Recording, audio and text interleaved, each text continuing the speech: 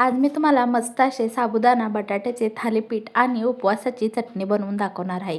एकदम सोपी रेसिपी आहे आणि तेलकट बिलकुलसुद्धा नाही। त्यासाठी बघा घेतलेले आहे, एका ताटामध्ये 1 वाटी शाबू घेतलेला आहे। 2 ते 3 तास मी शाबू छान भिजवून घेतला। त्याच्यानंतर 2 बटाटे उकडून घेतले होते, ते किसणीच्या साहाय्याने किसून घेतले आणि मिरची आणि कोथिंबीरीचं वाटण घालून घेतलं आणि थोडंसं लाल तिखट, जिरे आणि हळद घालून घेतली। शेंगदाण्याचा कूट 2 चमचे घालून घेतला आणि छान घट्टसर गोळा मळून घेतला।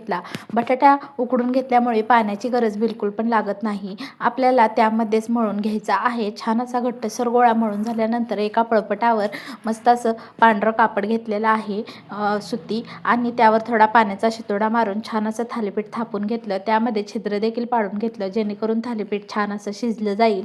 त्याच्यानंतर तव्यावर घालून तेल घालून मस्त असं अलटीपलटी करून 1-5 मिनटं मस्त असा थालीपीठ भाजून घेतला। त्याच्यानंतर चटणी बनवण्यासाठी एका मिक्सर भांड्यामध्ये शेंगदाणे घातले, मिरची घातली, कोथिंबीर घातली, साखर आणि थोडंसं मीठ घातलेलं आहे, जिरे घातलेले आहेत आणि 2 आईस क्यूब घातलेले आहेत आणि मिक्सरमधून बारीक अशी पेस्ट करून घेतलेली आहे आणि तयार आहे मस्त असं आपलं साबुदाणा बटाट्याचं थालीपीठ आणि उपवासाची चटणी। कशी वाटली नक्की कमेंट करून सांगा आणि आवडला असेल तर चॅनलला सबस्क्राईब करा।